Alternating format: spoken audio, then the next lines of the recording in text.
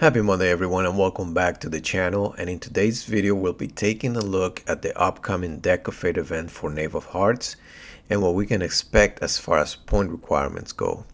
So let's take a look here from Tuesday February 18th to Saturday February the 22nd for this Brave Deck of Fate event. That's what they're calling it. You're going to earn points by summoning souls from soulstones and getting artifacts and accessories which you can use for flipping cards, usually valued at 1,000 points per card flip, and there's usually a total of 40,000 points for the whole deck. Also, you can earn additional rewards for flipping 3 cards in a row of the same rarity. However, this time around you won't be able to pin a rarity of a flip card, so it kind of makes this event less appealing. Now, Knave of Hearts is one of the newer champions released in the Alice event, and he's probably the least hyped champion out of all of them. So let's take a look at his kit here and see if it's any good. But before that, let's take a moment and appreciate his design, how cool he looks. So yeah, I mean, he's got the hearts. He's very Valentine's Day themed. He's got the heart on his face, heart shield with the heart here. He's got the Queen of Hearts here, hearts on his sword. And yeah, he's actually a pretty good looking champion, and obviously he's got the beating heart inside of the transparent heart here. So let's take a look at his kit. He has an A1 double hitter that has a 50% chance of placing a provoke when fully booked for 1 turn, and also heals the ally with lowest HP by 3% of his max HP. So at 100,000 HP, he's gonna heal for like 3,000 per hit. So that would be 6,000 HP total. So it's not as good as a champion like Pythian, who heals 5% per hit, but he does have the bonus of placing a provoke, which can be useful against Magma Dragon in Doom Tower or Decay Head for the provoke. His A2 is an AoE when fully booked, has a 100% chance of stealing 2 random buffs from each target, also places a 15% continuous heal on all allies except himself for 2 turns, and plays an unkillable and taunt himself for 2 turns. So yeah, it's an interesting skill that may have some use in Chimera and Phantom Shogun. It may seem good for Arena at first glance, but unlike Ultimate Death Knight, whose passive is active at the start of the battle, he needs to cast this spell before single target attacks focus on him, so kind of makes him less useful in Arena. Now his A3 is on a 4-turn cooldown, and it swaps HP with an enemy and plays a 100% heal reduction for 2 turns, and that heal reduction cannot be removed, transferred, or have its duration decrease, which is very useful against Emus.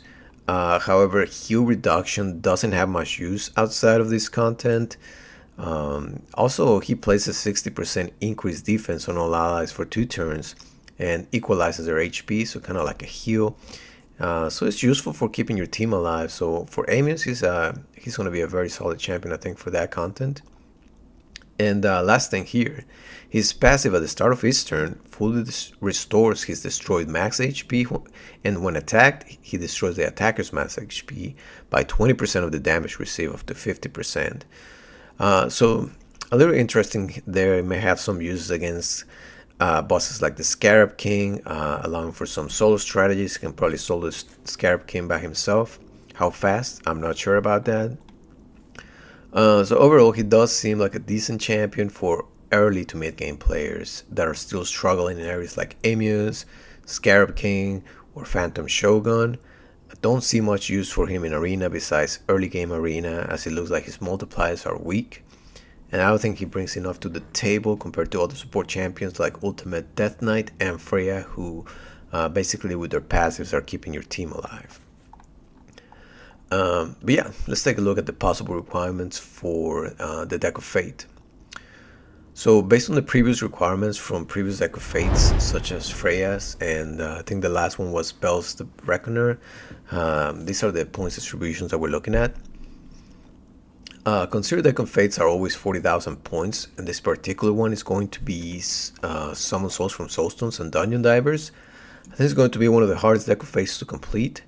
The points you get from Soulstones have been decreasing over time, and at this rate it would take 14 Eternals or 67 Immortal Soulstones, just based on the previous Deck of Fate requirements at the point distributions that I've attached.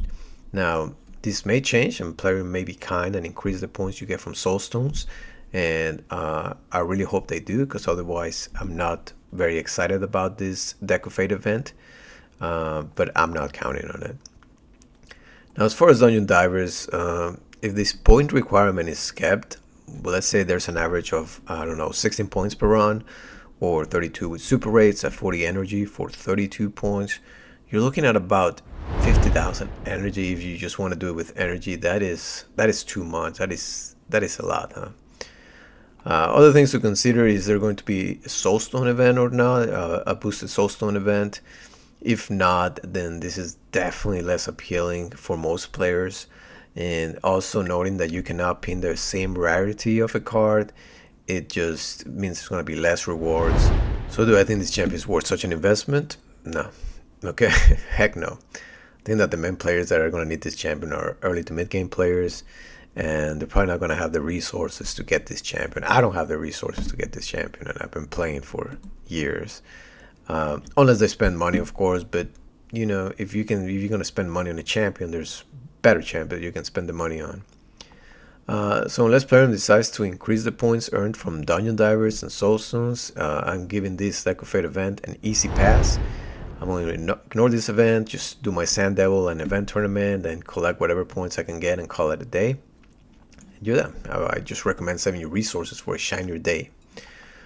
But yeah, that's my thoughts on it. With all that said, guys, I think that's it for this video. Let me know in the comments if you agree or not. Are you going for this champion? Did I mess up my math? Let me know what you think. And also, please like, share, and subscribe and support the channel. Thanks you guys so much for watching. I'll see you on the next one.